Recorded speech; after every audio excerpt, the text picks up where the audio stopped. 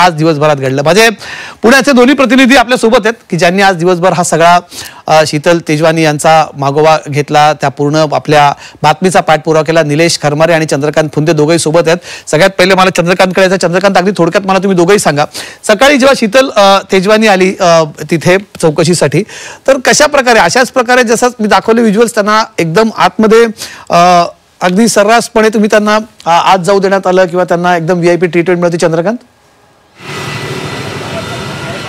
हो सर, निश्चित आपल्याला माहिती होतं आज शीतल तेजवानी येणार आहे। परवा दिवशी मी पोलिसांनी गुपचूप तिची चौकशी करून सोडून दिलं, माध्यमांना सुगावे लागू दिलं, म्हणून आज आपण सकाळपासून तिथे 9 वाजेपासून होतो। बरोबर 12:30 वाजता ती आत आली। पहिल्यांदा कुठे गेली तर IO जे दत्त वाघमारे आहेत, दत्तात्रय वाघमारे, त्यांच्या केबिनमध्ये गेले। त्या केबिनला दार नव्हतं, म्हणजे लॉक नव्हतं। तिथं गेल्याच आपल्या कॅमेऱ्याने तिला टिपलं, त्यांच्या लक्षात आलं अरे इथं आता ही माध्यमांसमोर एक्सपोज होणार।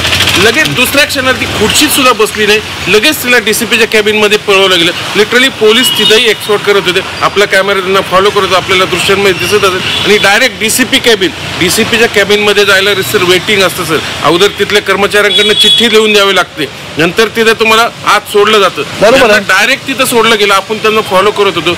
म्हणजे का मी एवढं काय? बरोबर, हाच आपण प्रश्न चंद्रकांत उपस्थित करतोय की एवढं का त्यांना इथे प्रोटेक्ट केलं गेलं?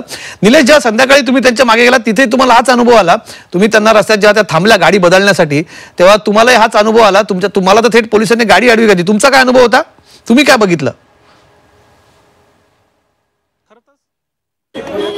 त्यांना गाडीत बसवण्यात आलं होतं। ती क्लास 1 अधिकाऱ्याची गाडी होती। ती जी गाडी आहे ती फक्त अधिकारीच वापरू शकतात अशा पद्धतीची ती गाडी होती। मात्र त्या गाडीमध्ये शीतल तेजवानीला बसवलं आणि अवघ्या काही 100 मीटरवर जाऊन त्या ठिकाणी त्यांना उतरवण्यात आलं। त्यावेळेस त्यांच्यासोबत 2 गाड्या होत्या। ज्यावेळेस आपण त्यांचा पाठलाग केला त्यावेळेस आपली गाडी जी आहे त्या गाडीलाही थांबवण्याचा प्रयत्न झाला। काही पोलिसांची गाडी होती आणि पोलिसांनी सपशेल आपल्या गाडीवर हात थांबून गाडी आपली थांबवण्याचा प्रयत्न केला। तुम्हाला पोलिसांनी अशी हात करू नये, गाडीवर थाप मारून थांबवली गाडी तुमची? आपल्या गाडी आपली गाडी थांबवली अक्षरशः त्यांनी। बर, आणि काय म्हटले सर? आणि काय म्हटले पोलीस तुम्हाला? थांबा, पाठलाग करू नका सर, पुढे जाता येणार नाही, कारण त्यांनी गाडी पुढे जाऊ नका, गाडी पाठलाग करू नका। आणि जी आपली गाडी होती ती गाडी त्यांनी ब्लॉक केली, कारण त्यांनी आडवी गाडी टाकल्यामुळे आपली गाडी पुढे जाता नाही। त्याचाच फायदा घेत शीतल तेजवानी आहे त्या निघून गेलेल्या आपल्याला पाहायला मिळालं। मात्र या सगळ्यामध्ये जर बघितलं तर शीतल तेजवानी ह्या VIP गाडीमध्ये बसल्या होत्या, एका मोठ्या अधिकाऱ्याच्या गाडीमध्ये बसल्या होत्या। त्याच्या पाठीमागे त्यांची एक गाडी होती आणि दुसरी एक त्यांची एक गाडी होती। अशा 2 गाड्या होत्या आणि त्या 2 गाड्यांपाठीमागे पोलिसांची गाडी होती।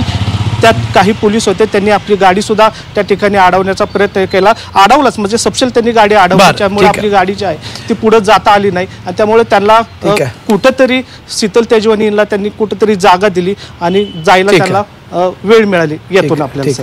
ठीक आहे निलेश आणि चंद्रकांत, तुम्ही दोघंही या संपूर्ण प्रकरणावरती नजर ठेवून आहात, अशीच नजर ठेवून राहा। तुमच्याकडे पुन्हा आपण उद्या येऊन पुन्हा याचा पाठपुरावा तुम्ही करत राहा। आणि आता या संपूर्ण प्रकारावरती आपण चर्चा थोडक्यात करणार आहोत। आपल्यासोबत